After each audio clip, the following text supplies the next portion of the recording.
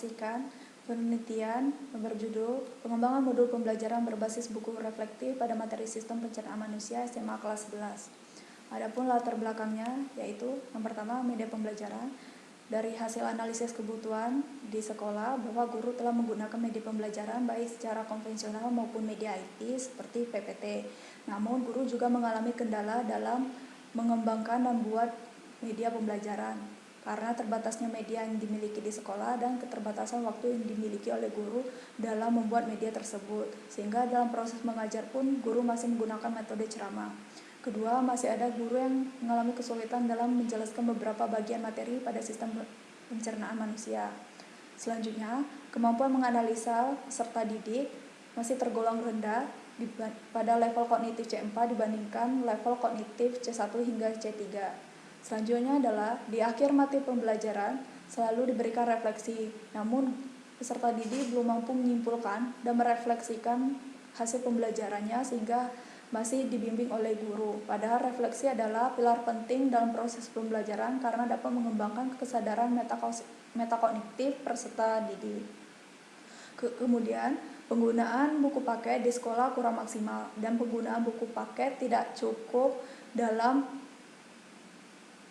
membantu pemahaman peserta didik dalam proses pembelajaran.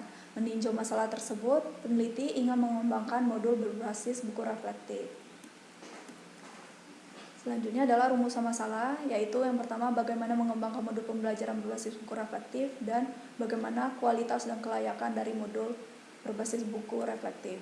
Tujuan penelitiannya mengembangkan produk berupa modul dan mengetahui kualitas dan kelayakan modul pembelajaran berbasis buku reflektif pada materi sistem pencernaan manusia.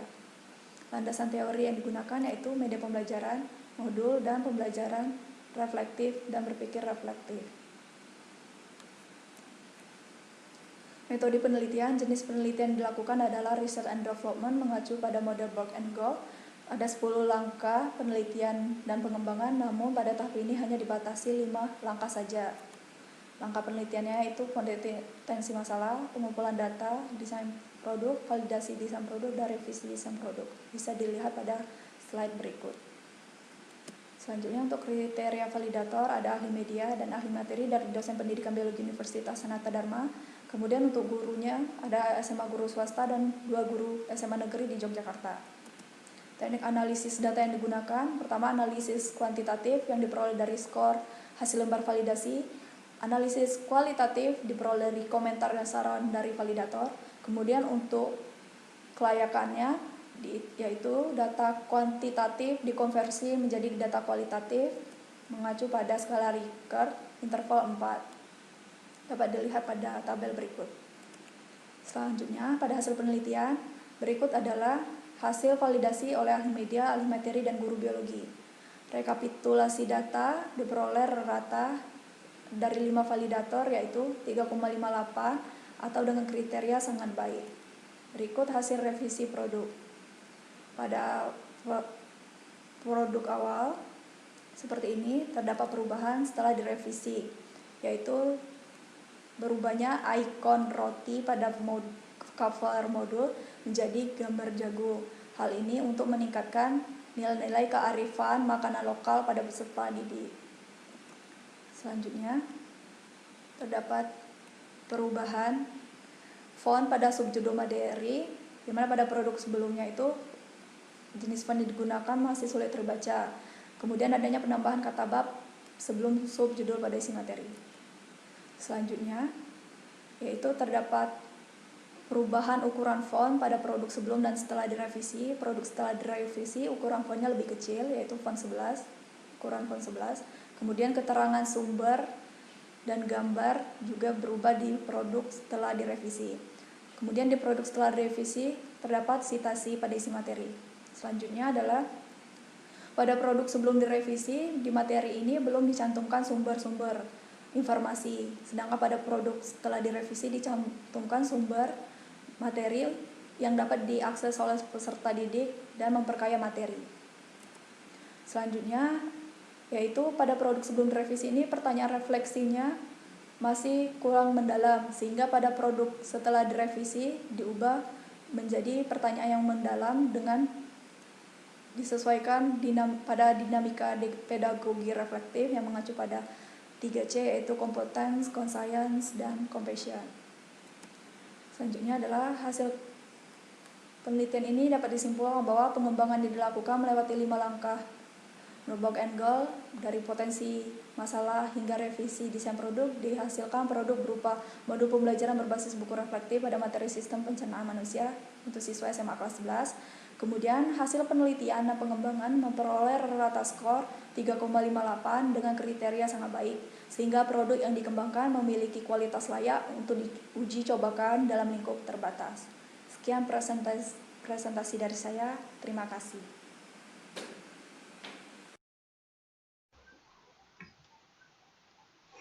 Penelitian ini dilatar belakangi oleh urgenitas metakognitif yang berperan untuk menopang HOT serta menempati hierarki tertinggi dalam dimensi pengetahuan. Akan tetapi, hal ini berbanding terbalik dengan perolehan skor PISA tahun 2018, bahwa kemampuan sains Indonesia itu berada pada peringkat 71 dari 79 negara partisipan.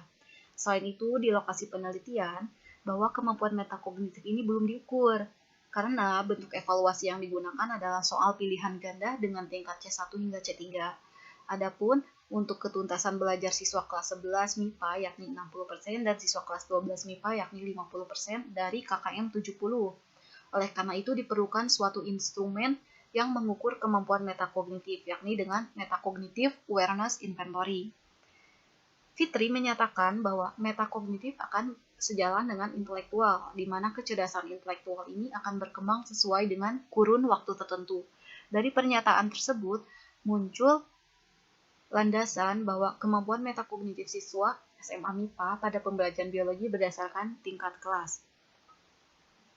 Adapun rumusan masalah pada penelitian ini yakni bagaimana kemampuan metakognitif siswa jurusan MIPA secara umum, serta adakah perbedaan kemampuan metakognitif siswa jurusan MIPA berdasarkan tingkat kelas.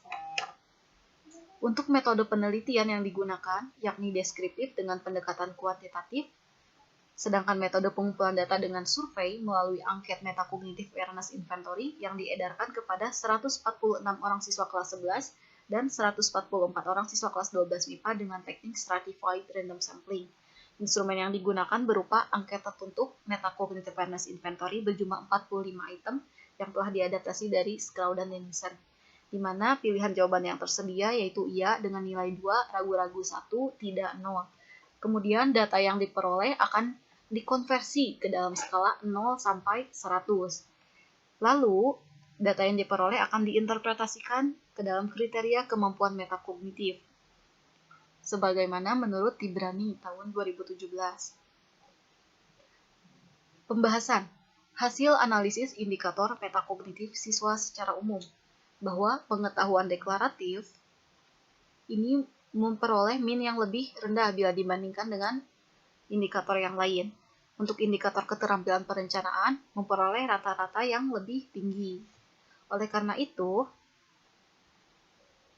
dikatakan bahwa kemampuan kognitif siswa terhadap materi yang dipelajari masih rendah bila dibandingkan dengan indikator yang lain.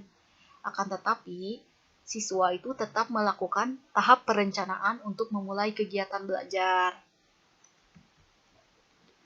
Pada aspek komponen metakognitif secara umum, pengetahuan metakognitif memiliki min yang lebih besar dibandingkan dengan keterampilan metakognitif.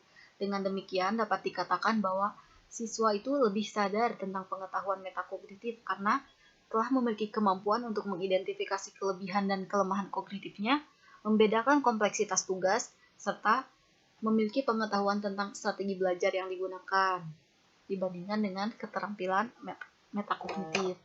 Untuk aspek ketiga, berkaitan dengan hasil analisis kemampuan metakognitif siswa secara umum, memperoleh nilai min 74,48 dengan kriteria oke. Hal ini karena, menurut Solihah, siswa telah memiliki kesadaran tentang proses berpikirnya, serta mampu mengatur dan menggunakan strategi belajarnya sendiri.